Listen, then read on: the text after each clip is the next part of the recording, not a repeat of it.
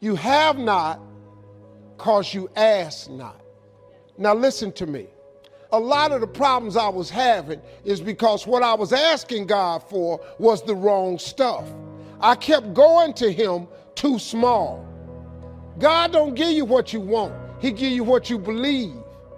See, you've been blowing it. If you up your ask, he ups his gill. Lord, help me fix my car so I can make it to work. Why don't you ask God for a car that don't need fixing? Oh, you think that's too big for him? So you don't ask this great God for big stuff because you don't see how you can get it. See, the how-to is none of your business. Show me the scripture where he tells you to figure out how to do anything. He don't ask you to how-to nothing. If I was you, I'd try that. If you keep doing what you've been doing, you're going to keep getting what you've been getting. Yes, we should thank God that our needs are supplied, but don't settle there. That's not your destiny. He is a more than enough God. And this is where the Israelites missed it. They had been in slavery for so many years that they became conditioned to not having enough. When Pharaoh got upset with Moses, he told his foreman to have the Israelites make the same amount of bricks without the hay being provided for them. I'm sure the Israelites prayed, God, please help us to make our quotas. They prayed from a slave mentality.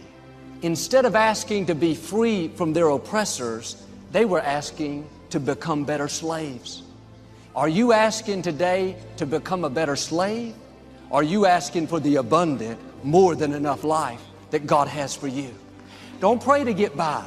Dare to ask big. Ask for what God promised you. Maybe you've gone through a disappointment. Don't pray, God, help me to deal with this loneliness. That's a slave mentality.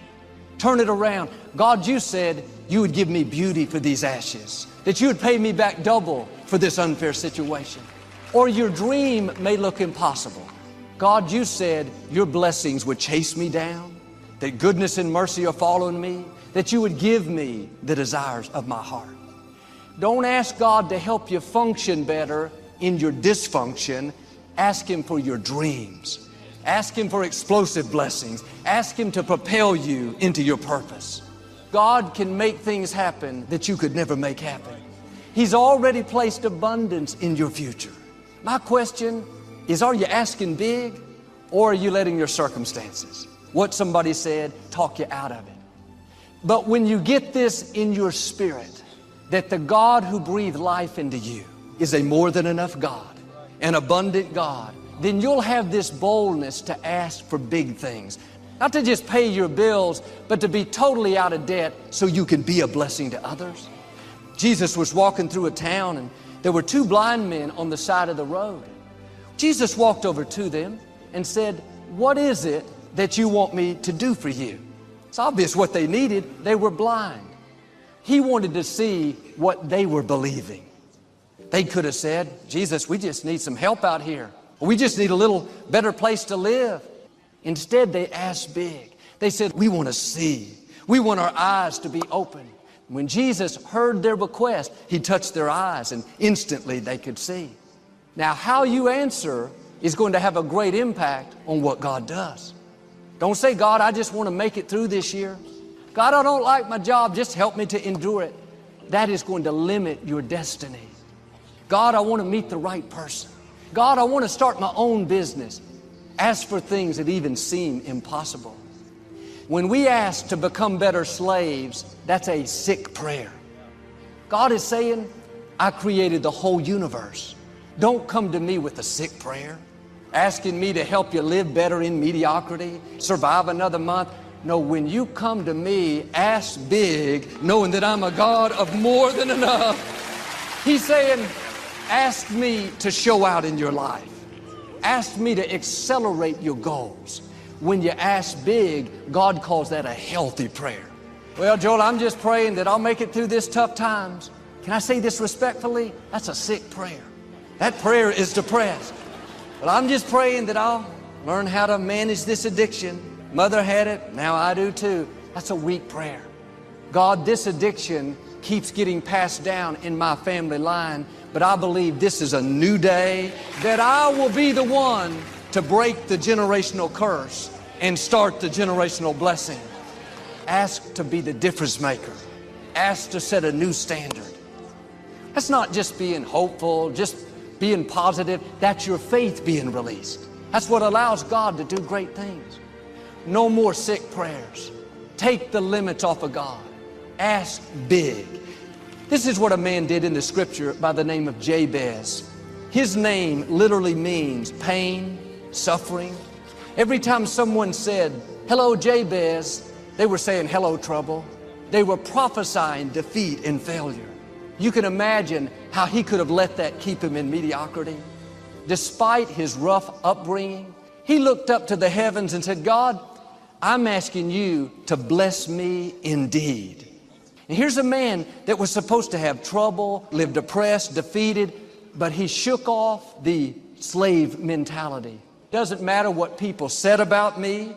I know who I am, a child of the Most High God.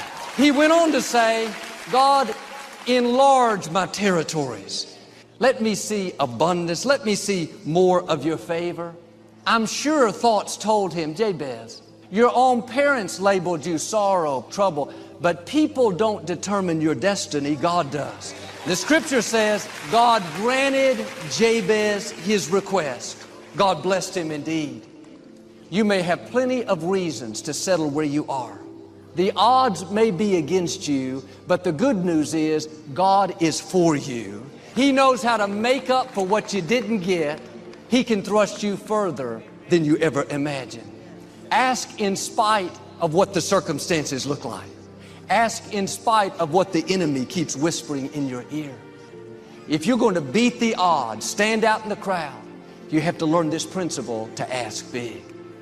Sometimes we're praying for a $3 an hour raise. We're praying for a promotion. God's got a business for you to own. We're praying to pay our bills. God's planning on blessing you so you can pay other people's bills. Joel, I can't ask for what I really want. That wouldn't be right. That'd be greedy. That'd be selfish.